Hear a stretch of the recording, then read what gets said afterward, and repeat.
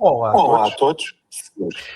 Começo por agradecer aos nossos patronos e Começo por patronas agradecer aos nossos do patrões e podcast patronas que nos ajudam a continuar com estas nos ajudam emissões, a continuar com estas à Bola emissões, TV e a todos à os que Bola diariamente TV e a estão todos os que connosco diariamente estão nas séries do connosco nas podcast. séries do podcast. Temos também hoje o Temos prazer também hoje o prazer de promover a Fórmula Fórmula Mágica do Caramu. do Caramu. A exposição começou no Exposição passado começou no 18 de passado junho 18 de e junho termina e termina dia 18 de dia 18 outubro. de outubro. Uma excelente Uma excelente oportunidade para os oportunidade amantes para de os amantes de Fórmula 1 Fórmula 1 poderem ouvir carros que marcaram várias gerações do desporto. Carros de Senna, Fittipaldi, Mansell e Jean Alesi. Hoje tenho comigo o Luís Tiago Martins e o David Antunes, que se ajudam a mim neste episódio de rescaldo do Grande Prémio da Bélgica. Realizado no circuito de Spa, o maior circuito do campeonato, com 7.004 metros, está no calendário desde 1950. O fim de semana de competição começou no sábado com a qualificação, com os 5 primeiros a serem Kimi Antonelli, Max Verstappen, Lando Norris, George Russell e Charles Leclerc. Na corrida, a corrida foi vencida por Antonelli, em segundo lugar Leclerc e em terceiro Verstappen. Lewis Hamilton, apesar de ter sido penalizado com 5 segundos, terminou no quarto lugar, mesmo depois da investigação. O Mundial de Pilotos neste momento está com Kimi Antonelli com 204 pontos, seguido Lewis Hamilton com 154, George Russell com 159, Russell com 154 e Charles Leclerc com 126. Começo então neste dia de rescaldo pelo David, sobre os teus pontos positivos e negativos deste fim de semana e o que é que achaste desta corrida, inicialmente com outras expectativas ou com expectativas cumpridas sobre o que seria este regulamento em Spa? Boa noite a todos. Primeiro de tudo, não foi uma corrida fácil de se ver. Por muito... Acho que foi, honestamente, a corrida mais difícil de se ver porque era mesmo notória a perda de velocidade em determinados pontos da pista. Tornava-se um pouco aflitivo, até mesmo, apesar de todos os melhores esforços da Liberty e da Fórmula 1 e de quem quer que seja, apesar disso, dava para ver que ao princípio a câmara avançava a uma velocidade e depois ia reduzindo à medida que os carros iam perdendo velocidade. Portanto, para mim esse foi o aspecto mais difícil ao assistir a esta corrida. Obviamente, e sendo um pouco faccioso, que a partir do momento em que há aquele safety car virtual e o Leclerc assume ali a liderança, obviamente que a partir daí a corrida pareceu-me logo com melhores olhos. Mas isto é um bocado como os pilotos lá estão dentro, não é? Quando tem um chasso é o pior regulamento do mundo. Quando tem um carro capaz de lutar pela vitória, já não interessa nada. Portanto, somos só humanos, não é? Os aspectos positivos, eu queria destacar o Kimi Antonelli, porque teve 3 fins de semana complicados. Foi batido em pista na Áustria, em Silverstone um problema mecânico, em Barcelona um problema mecânico, e queria ver como é que ele ia reagir perante isso. Ou seja, ao fim e ao cabo ele perdeu imensos pontos na liderança do campeonato. E honestamente, este medo não para de surpreender, porque parece que nada chega parece que nada o atinge, o aflige, o pressiona. É verdadeiramente impressionante. Faz lembrar um bocado aquela história do Kimi Raikkonen antes da primeira corrida de Fórmula 1, estar a fazer uma cesta. Parece que o Kimi Antonelli tem o mesmo tipo de características de personalidade. Outro aspecto positivo, e para não estar aqui a elencar sempre os mais óbvios, eu vou destacar o Franco Colapinto, que mais uma vez teve uma boa corrida, ficou à frente do companheiro da equipa, deu sempre a sensação que ele é que foi um bocado a bitola da equipa para o ritmo e para aquilo que o carro poderia dar. E às vezes nós somos muito críticos em relação a estes pilotos. Quando eles conseguem dar a volta, acho que também os devemos destacar pela positiva. O aspecto negativo. Os teus dados negativos, desculpa, David.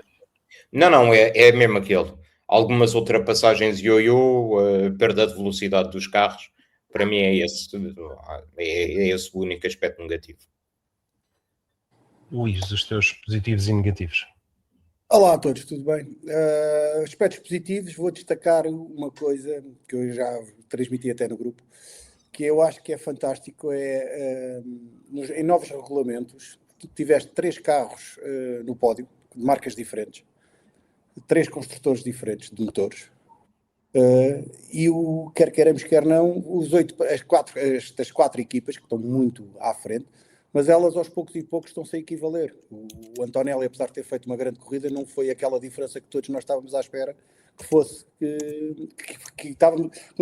esperávamos que fosse, ou que no princípio do ano achávamos que iria ser.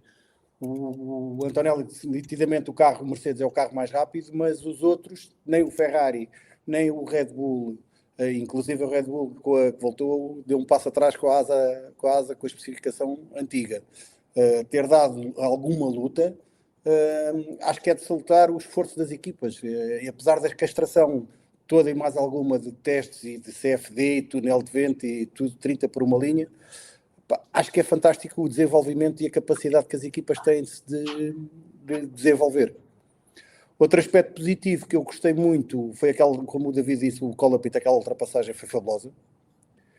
E já agora, destacar 2 pilotos que não se deram muito por ele, não apareceu, ainda bem que não apareceram, porque foi sinal que o ritmo lá, o interesse da corrida estava nos primeiros lugares, e também havia interesse nos primeiros lugares. O Lindblad acho que faz outra vez uma excelente corrida, mostrou grande capacidade, habituou-se muito bem a este carro, a estes novos regulamentos, e está a dar muito trabalho a um colega de equipa, a Lawson, que não está há muito tempo, mas não deixa de ter já mais experiência do que ele. E o Bortoleto, que faz uma corrida também fabulosa. O Audi andou muito bem. O Audi, nós sabemos que é um bom carro, tem um bom motor. O grande problema da Audi é a fiabilidade, porque se não tivesse, há sempre qualquer coisinha, porque eles andam bem à sexta-feira, andam bem ao sábado e chegam ao domingo às corridas, há sempre qualquer coisa que não corre bem.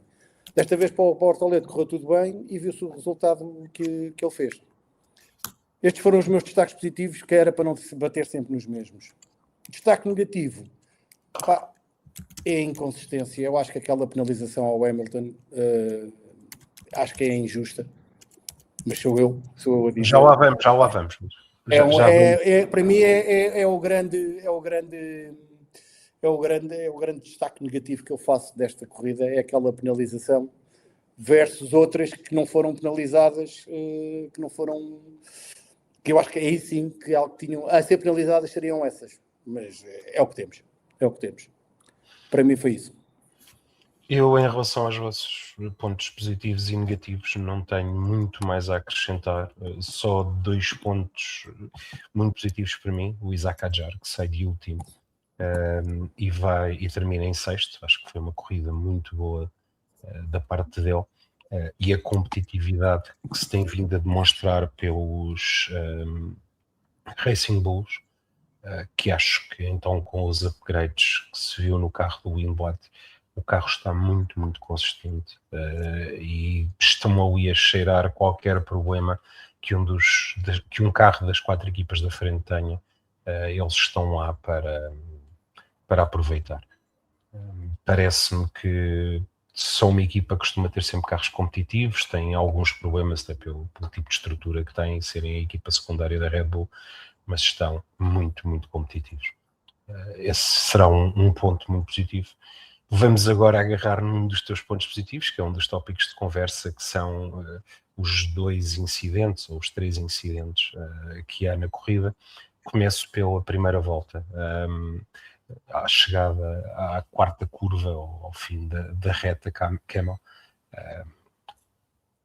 George Russell, que tinha apanhado o cone dos 2 carros que vão à sua frente, neste caso Kimi Antonelli e o Lewis Hamilton, sai para a ultrapassagem por fora, e tem um toque já depois, perto do final da curva, com o Lewis Hamilton. O Lewis Hamilton é penalizado, a meu ver, mal. Aquele tipo de manobras percebo, porque segundo o código não escrito, o apex é dele, mas aquele tipo de toques não tem lógica ser penalizado. Ele tem espaço por fora, ele é que fecha na curva, a meu ver, e ele é que faz um mergulho daqueles que quem vai por fora é que tem de se pôr a pau. É mais ou menos assim na lógica. Mas pergunto-te a ti, Luís, o que é que tu achas agora sim deste incidente? Não, aquilo é assim, aquilo não tem culpa de ninguém, aquilo é um incidente de corrida, é um incidente de primeira volta, não há, ali não, acho que não há ninguém que tenha culpa, é tipicamente um incidente de primeira volta, onde estão todos à molhada entre aspas. Vê-se o Hamilton encostado ao Apex, vê-se o Hamilton com o carro lhe foge de frente, vês o Russell a tentar ganhar a posição, porque também, segundo agora o que apareceu hoje, não sei se é verdade ou se é mentira, que isto é a gente hoje em dia já tem algum momento de acreditar o que aparece nas redes sociais. Mas pelo que, se isto for verdade e forem vários, que ele a certa altura, a meio da reta, chegou lá acima a Lecombe sem bateria nenhuma. E ele atirou-se ali, foi por fora para tentar ficar com a posição. É um incidente de corrida. Eu acho que ali, naquele caso, e eu que defendo sempre quem devo defender, os meus colegas comissários, mas eu acho que desta vez acho que não. Tanto que eles até próprio admitem na explicação que o Hamilton fez tudo para evitar o acidente. O próprio Russell nas declarações, veio dizer que aquilo era um incidente de corrida e por isso só lhe deram 5 segundos em vez de 10 segundos. Acho que foi uma penalização forçada. Acho que foi mais com medo da Mercedes reclamar de futuro, de futuras penalizações, e porque é que daquela vez não penalizaste e desta vez estás a penalizar. Eu já acho que aqui estão-se a defender um bocadinho no futuro para aquilo que poderá vir a acontecer e não pela própria ação. Jogar um bocadinho à defesa. E achas que eu acho que é errado, atenção. E achas que essa penalização é, como já falámos muitas vezes no podcast, dada pela consequência e não pela ação? Eu quero acreditar que não. Eu quero acreditar que não. Agora, podemos sempre especular, porque, por exemplo, a segunda situação que nós vamos falar... Já lá dizer por isso. Se tivesse tido mais consequências, apesar de ter consequências, que o Piastri ficou com alguns danos no carro e segundo a McLaren, segundo o André Stella, isso prejudicou o andamento do carro em 3 a 4 décimos por volta. Portanto, teve alguma consequência. Eles dizem que eles não penalizam pela consequência e sim pelo ato. Eu acho que aqui eles foi mais para se precaverem num futuro no que tiverem que penalizar e não levarem depois com queixas, com processos ou com revisões para não penalizar. É a única explicação que eu vejo neste. Tanto que eles admitem que o Hamilton fez tudo para evitar o toque, mas que não conseguiu. David, a tua opinião sobre o incidente? Eu acho que é isso mesmo. A partir do momento em que a justificação para mitigar, de certa forma, a penalização é esta, que é o piloto fez tudo para evitar, mas não conseguiu, acho que obviamente deveria ser classificado como aquilo que foi, que é um incidente de corrida e não haver lugar a qualquer tipo de penalização. Acho que foi um excesso de zelo da parte da FIA. No entanto, também gostaria de só fazer aqui uma salvaguarda, que foi o Russell apareceu particularmente calmo perante a imprensa em relação a este toque com o Hamilton. E se tivesse sido com o Max, ele teria o mesmo tipo de atitude? E pronto, isto é mais um daqueles aspectos que irrita naquela personagem, muito sinceramente. E por isso é que me deixa satisfeito vê-lo a levar uma aviadela do companheiro da equipa. Que é para ver se baixa a crista. E aprende. Eu aí, infelizmente, não consigo ser tão calmo quanto vocês. Acho que a penalização é mal dada, por todos os motivos que vocês já disseram. E depois porque acho que só é dada porque estamos a falar do piloto que estava em segundo lugar a ter o acidente com o que estava em terceiro.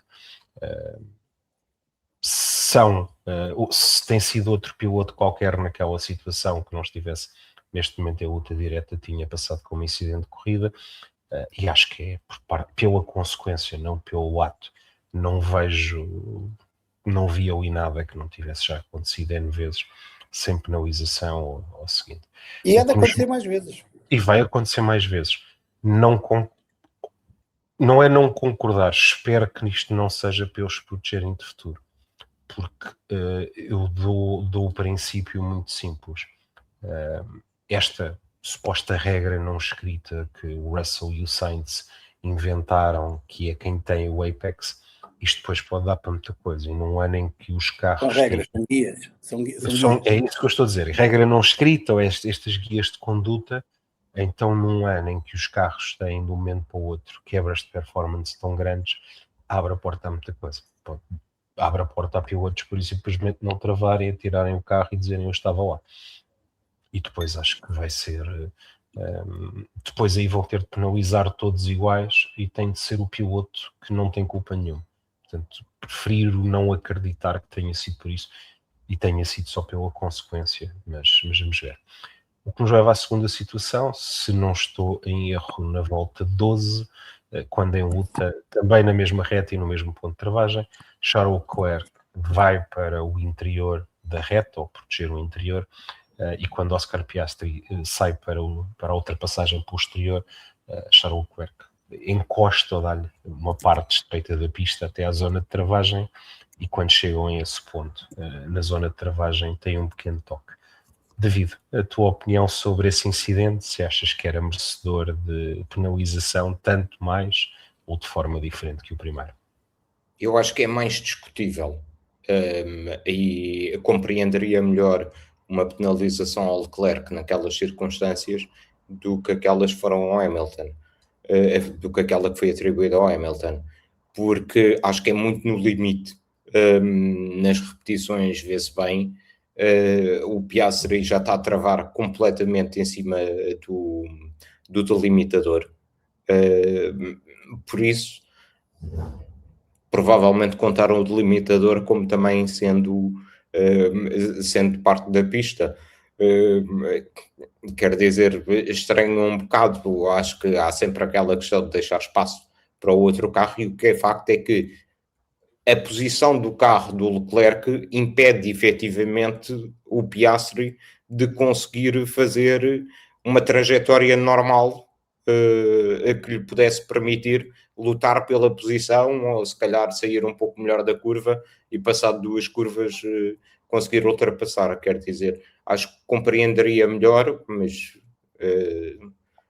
pronto, também não me choca, para ser muito sincero, que não tenha aceitado nenhuma penalização. Luís, Isto foi uma boa decisão. Isto foi uma boa decisão.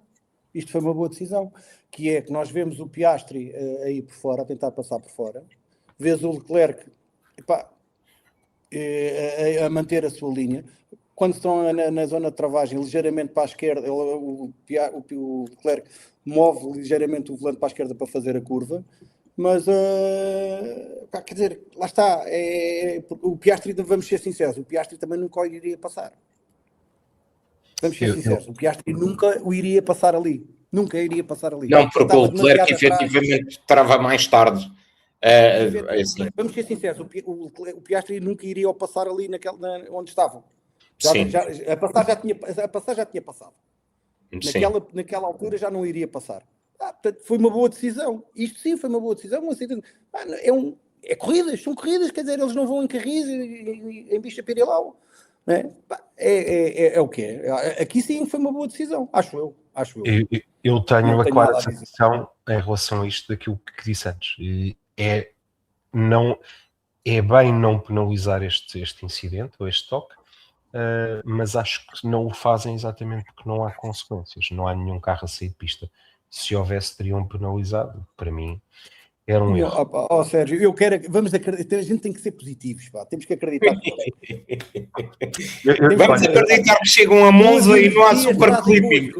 Eu neste momento trazem boas coisas. Eu neste momento sou tão positivo como a carga das baterias da Fórmula 1 no fim da reta. Depende da reta. Vamos defender o produto. Vamos defender o produto, exatamente. Passo agora, David, peço a tua ajuda a passar agora alguns dos comentários e dizer boa noite a todos os que no fórum estão ativos. Começo pelo Vítor Manuel Fialho, boa noite a todos, saudações da Benedita. O João Afonso Oliveira, boa noite.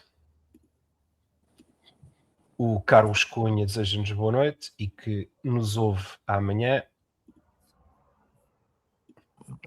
O Gilberto Barros dá-nos as boas noites. O Gabriel Pereira Martins dá-nos as boas noites também. O user R2C1T ponto negativo. A McLaren faz mais uma borrada, já é comum, e depois diz que o Norris merecia o 7º lugar. Já vamos a às classificações. O Tiago Cotri, boa noite. Também. O Gabriel Pereira Martins, mal penalizado o Hamilton, deu mais que espaço e quando o Russell é penalizado afirma que foi incidente de corrida. Acho que não é penalizável. Para mim a penalização é dada pela consequência.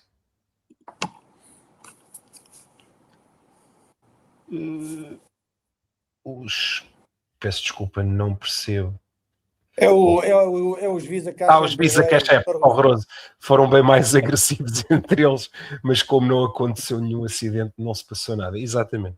E não foi ótimo. E foi excelente, exatamente. Pena foi terem dado uma das melhores partes da corrida naquele ecrãzinho pequenino, em vez de estar no ecrã principal. Exatamente. O Russell estava calmo na imprensa, mas na rádio estava furioso com a Mercedes.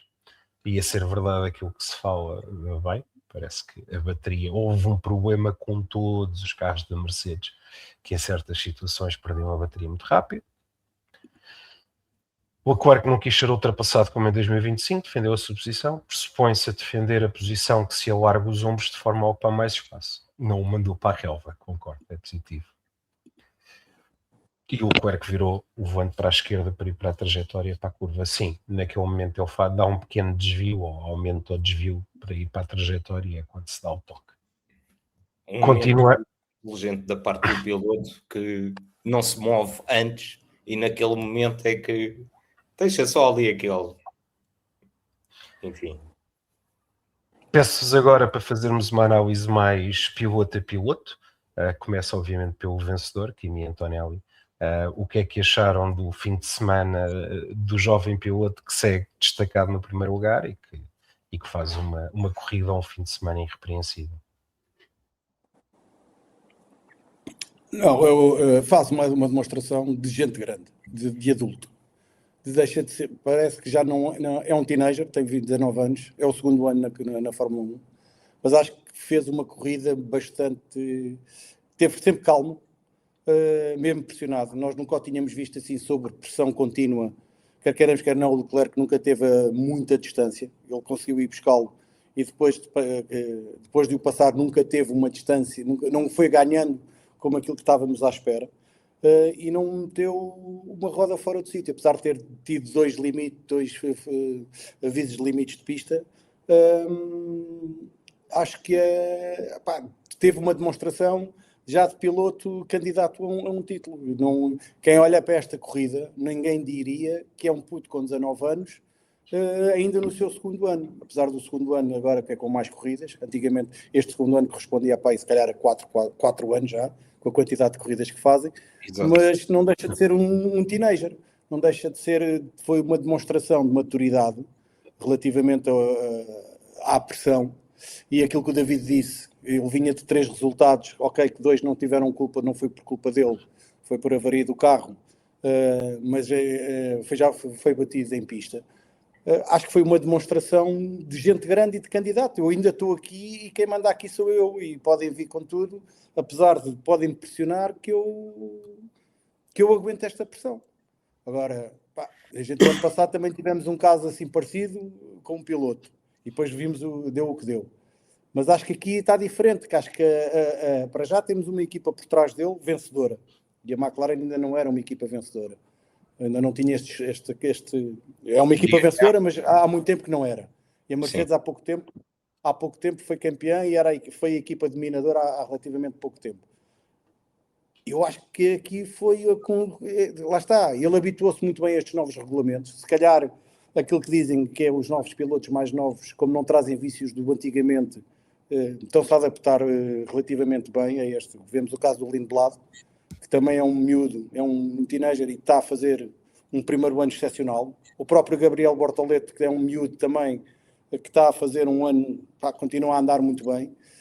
Agora, acho que foi uma demonstração. Agora, do Russell a gente não sabe, mas do que vimos nos treinos foi que ele teve sempre um bom bocado atrás do António, como tem sido durante o ano todo até agora.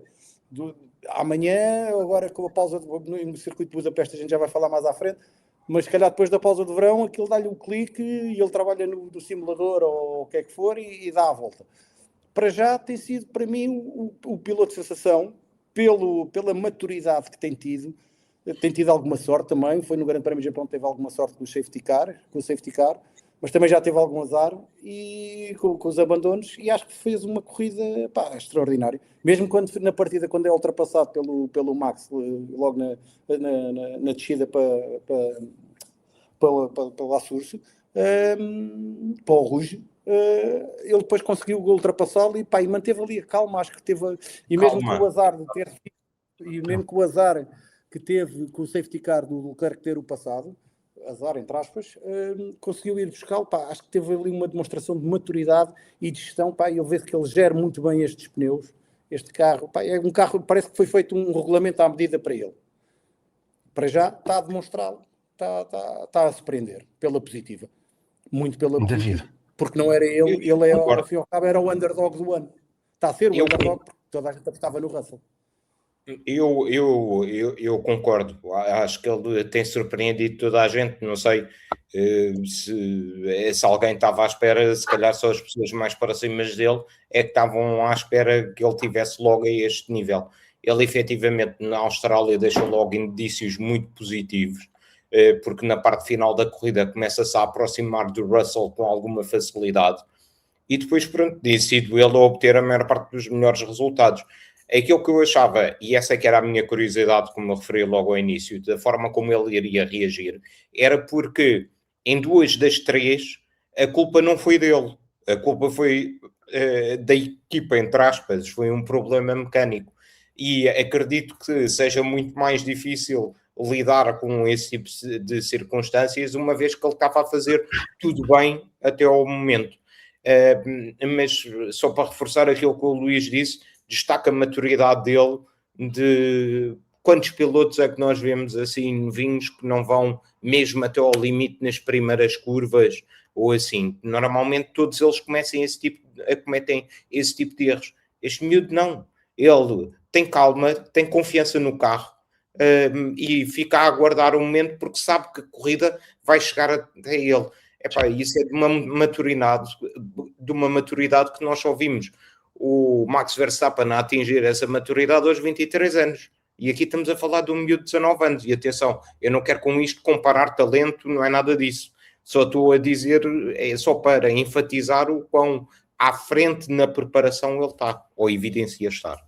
Eu em relação a isso, e só para somar àquilo que vocês disseram, concordo com tudo, acho que o momento desta corrida em que se demonstra a calma e a classe dele é quando há o VSC e ele percebe que a liderança dele está ameaçada, a calma com que tudo isso se atira. Ele vai ao rádio, tenta perceber o que é que aconteceu e quando lhe é dito tem calma, a corrida vai cair para nós ou vai chegar lá, começa a pouco e pouco a tirar segundos e depois faz o que faz. Portanto, acho que é demonstrativo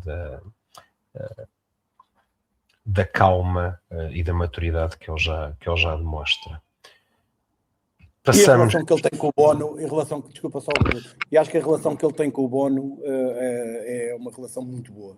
Criou-se uma empatia gigante. E acho que isso também lhe transmite calma, e ele já confia muito no Bono, porque é uma pessoa, um engenheiro com uma larga experiência e com 7 vezes campeão, que foram... Quantas vezes é que eles foram campeões juntos? 4 ou 5? 5, seguramente. Foram 5 vezes, portanto, com experiência de vencedora. E acho que está ali uma dupla muito boa.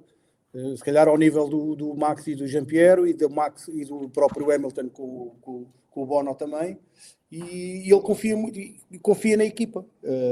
Acho que, pronto, também é mais fácil falar assim quando temos o melhor carro. Também também temos que dar esse desconto, entre aspas. Sim. Mas não deixa de ter, lá está, uma maturidade, ter demonstrado uma maturidade que não é muito normal para um miúdo de 19 anos, ou que nós não estávamos habituados, se calhar Sim. cada vez mais eles vêm mais bem preparados, como tu disseste, das fórmulas inferiores, e quando chegam à Fórmula 1 já vem um nível de preparação que se calhar há 10 anos não o tinham, e cada vez vai ser o nível de preparação dos miúdos vai ser cada vez maior. Principalmente quando entrou nas academias das equipas, que eu acho que começa a aumentar muito a diferença entre os miúdos que são recrutados, entre aspas, são apanhados ali na fase, nos últimos 1-2 anos do karting, e depois são acompanhados até esta fase mais madura da carreira. Sim, e é muito nesse aspecto, isso vê-se este ano com a maioria dos, eu vou-lhes chamar semi-rookies, portanto os pilotos que fazem o fim do regulamento passado e que não estavam em equipas competitivas e que este ano, com a mudança de regulamento, entram muito bem. Portanto, o Kimi é o exemplo, o Bortoleto é o outro. Atenção que o Bortoleto nunca esteve numa academia, só esteve no ano de Fórmula 2 na McLaren e pronto, era um bocado verbo de encher.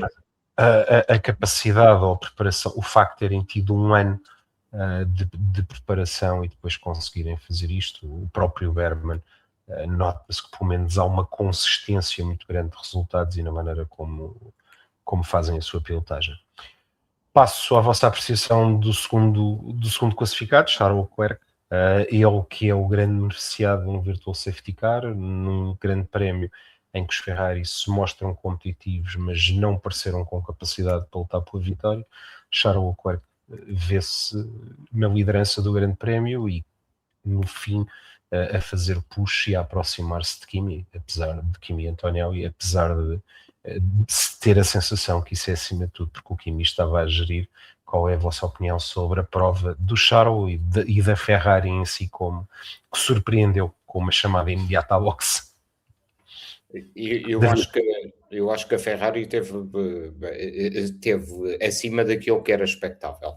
Honestamente, mesmo depois de ter visto ali Silverstone tinha um bom ritmo, parecia que o Mercedes tinha muito mais em Silverstone do que aquilo que o Ferrari tinha para entregar. E eu pensei que aqui também fosse ainda maior, ainda mais acentuada essa diferença. Acho que a equipa esteve bem na forma como geriu a estratégia e acho que o Leclerc esteve muitíssimo bem mais uma vez. Está uma luta super interessante entre aqueles dois pilotos, entre o Hamilton e o Leclerc.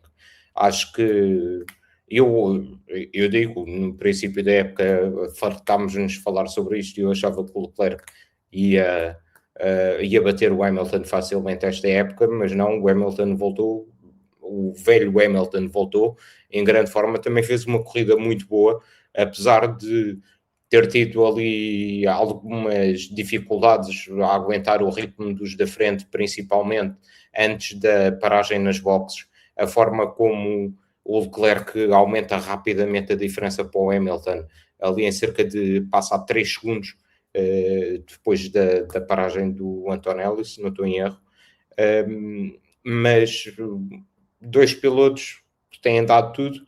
Acho que a equipa ainda continua um bocadinho curta a nível de performance, mas pelo menos começou-se a ver algumas melhorias e isto era uma corrida que podia ter corrido terrivelmente mal, a tomar mais decisões ou decisões precipitadas de estratégia com os safety cars virtuais.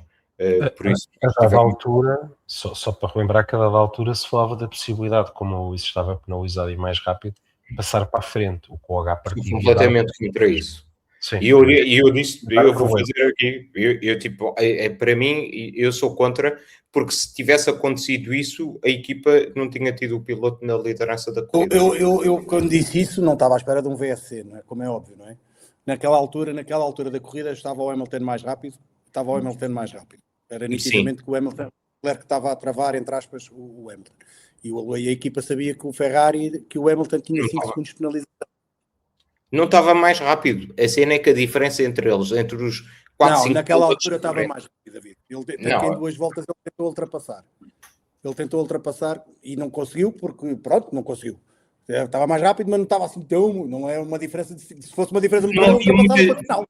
É aquilo que eu queria dizer, era porque não havia muita diferença entre Mas os pronto, quatro mas não foi isso que estragou a corrida ao Hamilton. Acho que o que estragou, entre aspas, a corrida ao Hamilton foi o facto da penalização e do carro ter tido alguns danos e depois, ainda para mais, o Hamilton também tem sorte na altura que vai à boxe, que eles vão os dois ao mesmo tempo, no VSC, e depois que ainda por cima tem aquela paragem que atropela o mecânico quando ele ia ajeitar a asa da frente para compensar o que não tinha, que perdeu no downforce. Agora, o que eu achei bastante inteligente na Ferrari, a Ferrari está-me a surpreender, porque para mim é o carro mais bem nascido, entre aspas, porque, vamos ver, o Ferrari está a compensar a falta de potência que tem relativamente à unidade motriz da Mercedes com o chassi e com as pequeninas melhorias que vai trazendo aqui e ali. Aquilo por acaso está, não é porque se calhar não é por acaso, aquilo está a funcionar. Qualquer update que eles estão a trazer para a pista, aquilo está a funcionar. Pá, estou a gostar desta Ferrari, parece uma Ferrari antiga. E com a fiabilidade. Não, isso aí, fiabilidade, ainda não tivemos, este ano ainda não tivemos um problema no Ferrari. Ainda não houve nenhum problema ainda. No motor não, tiveste o Leclerc em Barcelona. Sim, mas Foi direção assistida, qualquer coisa. Sim. Mas relativamente às outras equipas, tem sido a equipa mais fiável. Sem dúvida. Às grandes, e a unidade de motorismo mais fiável. Sim, apesar de teoricamente ser a que tem a pior ou a menos rápida, tem compensado largamente. Não é à toa que o Hamilton, apesar dos azares todos que a Mercedes tem tido, que o Russell já não terminou, várias corridas que o Russell não terminou, o Hamilton está em segundo no campeonato e o Leclerc está em quarto. Não é à toa, portanto, estou a gostar muito desta Ferrari, porque é uma. Acho que nem a própria Mercedes estava à espera de uma luta que a Ferrari tivesse já tão próxima. As equipas Fórmula 1, mais dia menos dia, elas apanham-se todas, umas às outras, mas se calhar ninguém estava à espera que fosse uma evolução tão rápida. Gostei muito da Ferrari. Acho que o Hamilton, quer queiramos, quer não, apesar do ano passado não ter feito um ano, acho que trouxe novos métodos de trabalho que se calhar era aquilo que precisava, que aquela equipa precisava, que é um bocadinho, se calhar como o Schumacher fez quando chegou, que mudou ali um método de trabalhar e passados uns anos vimos uma equipa vencedora. Pode vir a acontecer, eu não estou a dizer que é igual, vamos esperar. O que é um facto é que a Ferrari, como tu disseste, David, viu-se, era uma corrida própria para meter os pés, não meteu os pés. Exato. Isso é que é a melhoria. O próprio Hamilton, se formos ver, houve ali uma altura, quando ele mete os pneus duros, parece que ele começa a perder ritmo. Eu não sei se ele estava a perder ritmo de propósito, porque ele a certa altura começa a ganhar ao Piastri, começa a ganhar tempo, começa a ganhar. Eu não sei se não foi a gerir a corrida para ter pneus no fim. Ele refere isso porque ele percebe na primeira, segunda volta que, exatamente por causa do incidente na boxe, em que o mecânico que devia ter feito uma qualquer alteração na asa não o faz a tempo, ele percebeu que a frente do carro fica desequilibrada com os pneus duros, e então poderá ser, isto estou meramente a especular, poderá ter sido ele a preservar exatamente os pneus da frente, porque não tinha a frente. E viu-se que depois, no fim ele começou a apanhar, e se não tivesse demorado tanto tempo ali, se calhar ainda conseguia chegar ao Verstappen. E buscar o Max, exatamente. Eu acho o Max também não ficou assim tão à frente, atenção. 4 segundos, não estou em erro, 3 ou 4 segundos.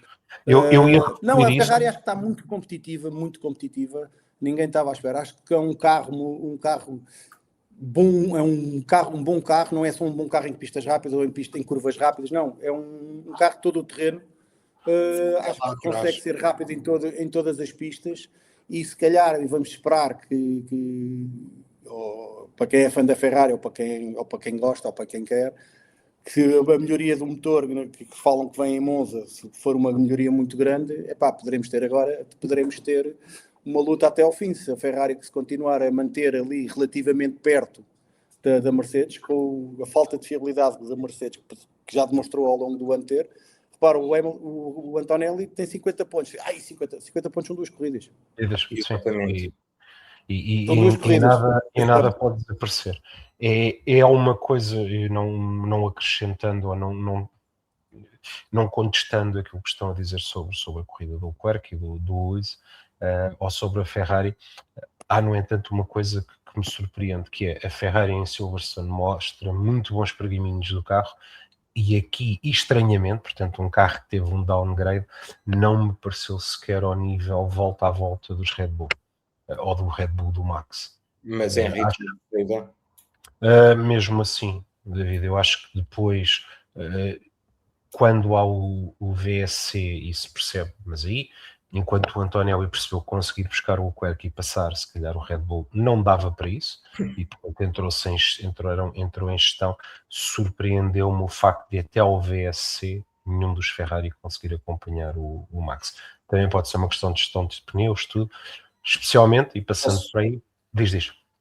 Desculpa, eu queria só dizer uma coisa, que é, não te ficou a sensação que o Ferrari sofre mais com o ar sujo do que o Mercedes?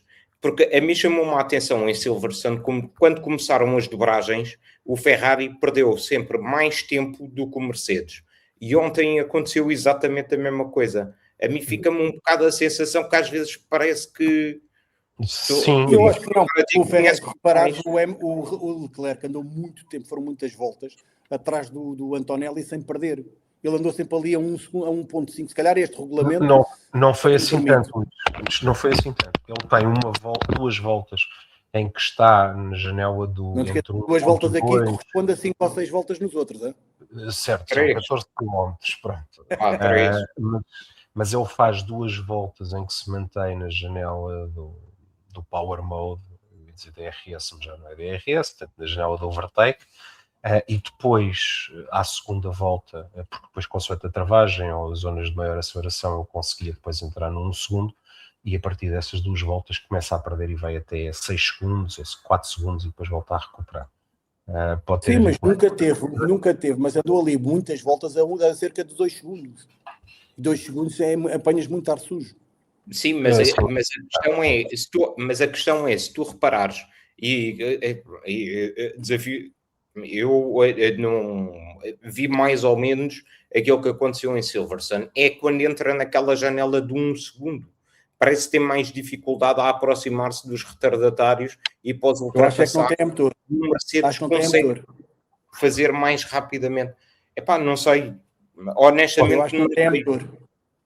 Claramente não tem, mas é o seguinte, mas também quero dizer, mas a Ferrari também, este motor de combustão interna estava a ser planeado para a próxima época. Eles anteciparam isto por causa do ADU, porque o objetivo deles sempre era ter um motor mais competitivo no início da época e se pudessem continuar a desenvolver o motor de combustão interna para a próxima época. Portanto, eles anteciparam bastante. Acho que também ainda há performance para extrair dali. Sim, mas muito positivo esta Ferrari este ano, para já, até agora. Sim, falta é dar o salto. É o que falta. Vamos ver em Monza. Com esta avaliação à Red Bull, Max Verstappen sai de segundo lugar, depois de fazer uma brincadeira na qualificação, que foi usar o colega de equipa penalizado para... Muito bem feito. Espetacular, eu ia referir isso, muito bem feito. Sai de segundo lugar, está na liderança durante uns metros, e depois mantém o segundo lugar até o VSC, à altura em que depois passa para o terceiro, onde terminou. O Red Bull, que é o único carro com downgrade para esta corrida, o que é que achaste da corrida da Red Bull, David? Eu achei que foi uma boa corrida, surpreendeu-me um bocado o ritmo e realmente ainda bem que estamos a fazer as coisas desta forma, porque quase que ia sem ser referido um piloto que foi o Adjar, que fez a par do Norris 2 excelentes corridas vindo lá de trás. Portanto, eu gosto de ver também a proximidade que existe entre os dois pilotos em termos de performance em pista. Acho que o Adjar está a fazer o Max suar um bocadinho, mas eles apresentaram um ritmo muito competitivo logo a partir dos treinos livres de sexta-feira. Parecia estar muito à vontade. Uma coisa que eu gostava de ter ido ver, que era para... naquelas partes em que os carros ficavam sem bateria, gostava de ver as velocidades máximas do Red Bull em comparação com os outros. Eu não vejo nem do Red Bull nem dos outros. Eu achei curioso, aliás, se vocês forem ver todo o fim de semana de transmissões, não há, assim que o carro vai à zona rápida do terceiro setor, a imagem saía dentro do cockpit. Portanto, que é a parte final. Tu vias a seguir a Blanchimon, aquela Exatamente. esquerda, vias Exato. eles a reduzir uma mudança. Vias eles a reduzir. Caralho, a sério. Era para não ir abaixo. Mas pronto. Não, eu acho que tanto o Norris como o Adjar, eu acho que o pneu desta corrida foi o pneu duro. Acho que o pneu duro tinha uma performance muito consistente e muito duradoura. E acho que eles beneficiaram bastante disso. Apesar de terem feito uma excelente corrida, acho que ao princípio tiveram ali alguma dificuldade em ultrapassar, mas assim que os pneus médios começaram a degradar-se, ou os pilotos a terem que gerir mais para durar depois os pneus duros, foi quando eles começaram a andar mais para a frente. Tanto o Adjar como o Norris, como vimos, partiram de pneus duros. A Red Bull, inclusive, no primeiro safety car, para o Adjar para meter os pneus médios e a seguir para-o outra vez para meter os pneus duros, claramente para ir até ao fim. Portanto, eles tinham a confiança que o pneu iria aguentar até ao fim. Mas, à parte disso, não deixaram de fazer boas corridas. Vi excelentes pilotagens e notou-se que o pneu aguentava, que houve ali uma altura então com o Norris relativamente ao Piastri, que aquilo era a comer segundos atrás de segundos, enquanto não houve as paragens. O Norris chegou a liderar a corrida, quer queiramos, quer não é? Sim. Exato. Podia era ter aguentado ali o Antonelli mais umas 3 ou 4 voltinhas. Não tinha hipótese. O Norris teve o azar, além dos VSCs, ter tido uma paragem má. Não é? Porque o lugar do Norris, se calhar, se não tivesse ter havido os VSCs, muito provavelmente estaria ali na luta estaria ali na luta pelo pódio. Não digo que ficaria em terceiro lugar, mas ficava ali no pódio, na luta do pódio. Acho que beneficiou muito lá está, às vezes se calhar mais vale partir de trás para não ir todos, foram todos com a mesma estratégia. Os 12 primeiros partiram de médios, ele foi o primeiro a partir de pneus duros, e se calhar ele é que tinha razão e aguentou o ritmo, e assim que os pneus médios começaram a decair, ele continuou a ganhar tempo, tal como o Adjar. Antes de passarmos à McLaren, David, se puderes colocar no ar mais comentários do nosso fórum. Para o Tomás Martins, o Leclerc estava a 1 segundo do Verstappen, não era inteligente troca de posições, isto quando se ponderou o Hamilton ir para a frente. O Hamilton muito provavelmente iria dar o UTA ao Leclerc e ao Antonelli, ele teve penalizações e teve o toque no segundo, sabe, teve danos no carro, depois poderiam dar o UTA a defender a posição contra Antonelli. Não acredito que ele tivesse conseguido fazer isso como tinha o carro, mas a Ferrari, quando vier o turbo maior com o chassi que tem, pode ser que dê certo. Esperemos que sim. A ver se não é mais uma piada anual que vamos ter. Exatamente. O Fábio Mendes, que dá boa noite a todos. Gabriel Pereira Martins, a Ferrari surpreendeu muito a Inglaterra e em Spa porque eram pistas que no papel mais para a Ferrari, mas no Mónaco, por outro lado, seria a pista perfeita e viu-se a miséria que foi. Pois este ano parece que as posições de uma pista para a outra não estão a dar muito resultado.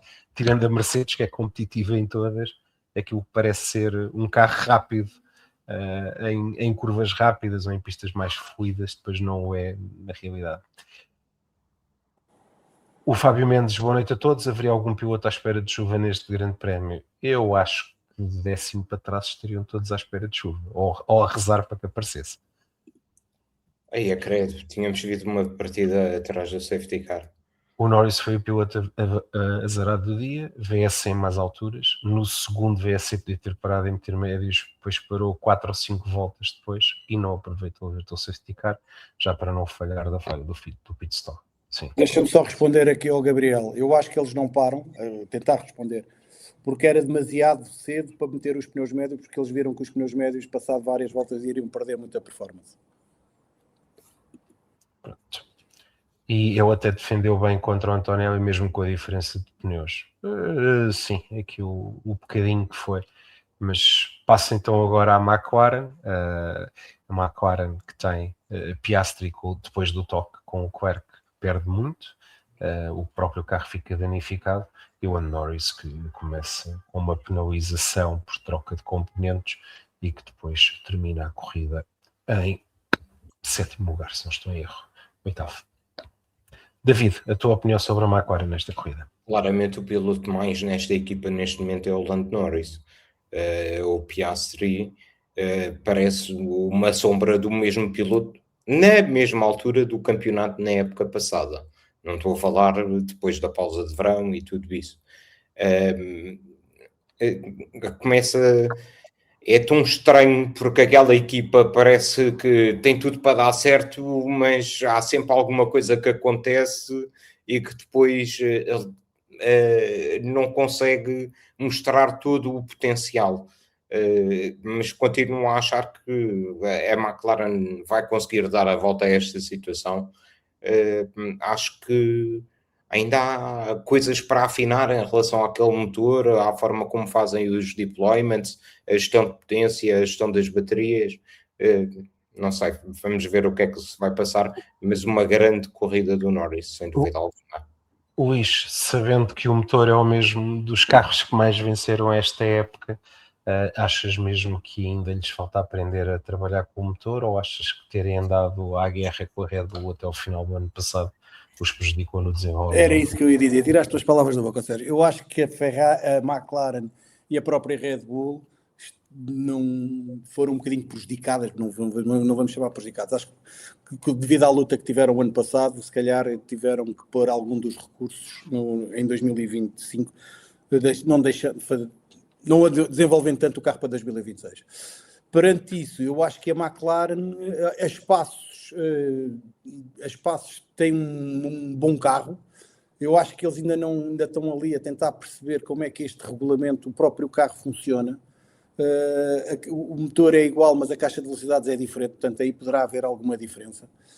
Eu acho que eles aos poucos e poucos, eles vão lá chegar, eu não tenho dúvidas nenhumas como eles vão lá chegar. Agora, se calhar nós estivemos habituados a 2 anos da McLaren ter o melhor carro, ou 1 ano e meio o melhor carro, e se calhar já não estávamos habituados a isto. Agora, que é uma dupla de pilotos, apesar do Piastri, eu neste momento achar que o Norris está a fazer uma grande diferença ao Piastri, eu acho que esta equipa da McLaren tem todos os pergaminhos para mais cedo ou mais tarde lá chegar acima. É só uma questão de tempo.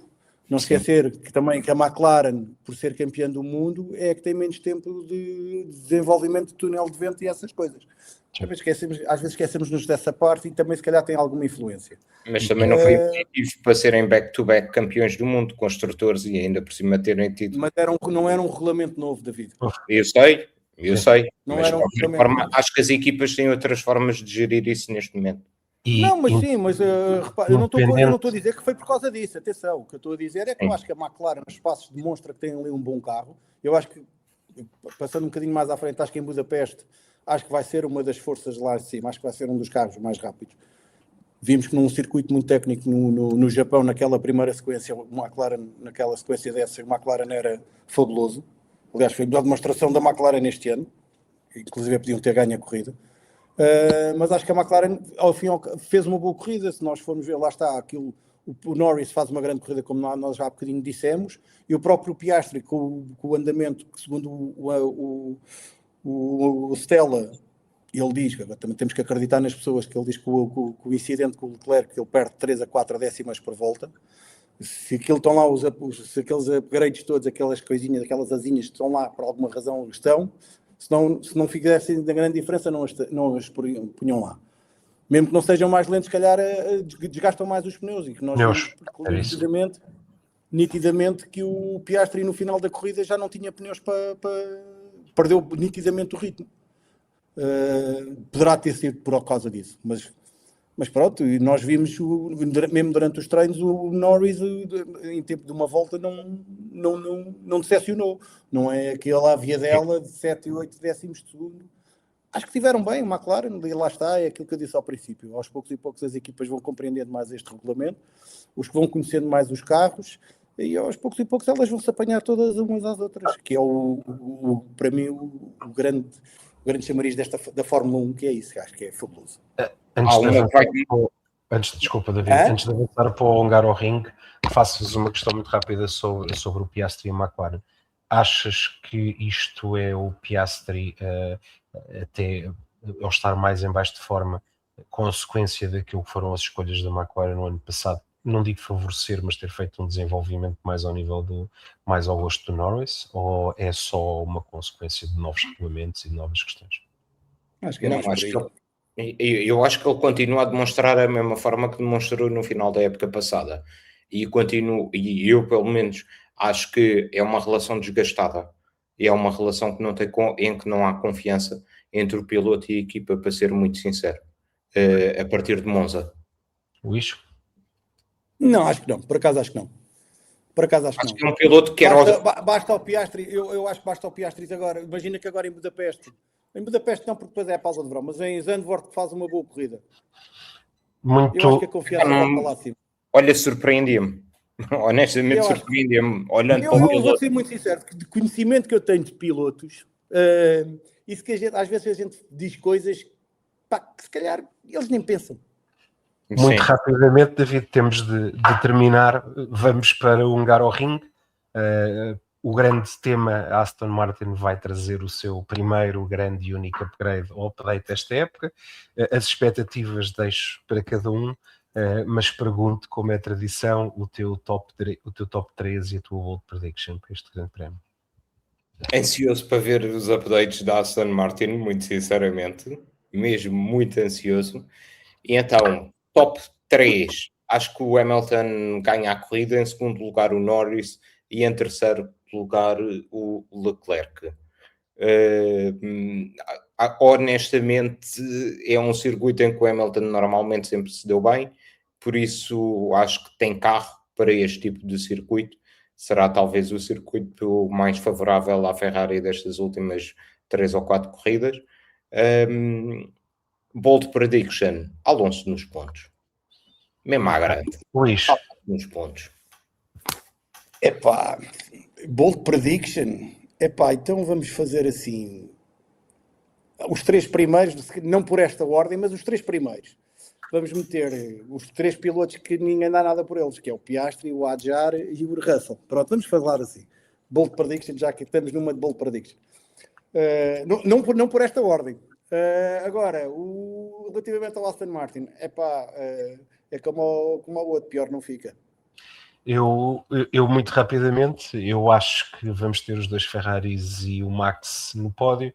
Acho que os 2 Mercedes, este é o grande prémio ideal para se pegarem e para ficarem algures numa curva de circuito, acreditando que os 2 pilotos estão competitivos. A minha bold é que os AMR vão à Q10. Portanto, já era muito bom isso acontecer. Isso não é bem uma bold, isso era dizeres que iam à Q3. A Q2 já anda lá o Alonso com este chasso, anda lá próximo. Então pronto, eu ponho que vão à Q3, concordo contigo. Pronto, agradeço a todos, o nosso tempo está a chegar ao fim, agradeço a todos a companhia que nos fizeram, ao Luís e ao David pela companhia e pela ajuda que me deram, e vemo-nos em breve. Boas corridas.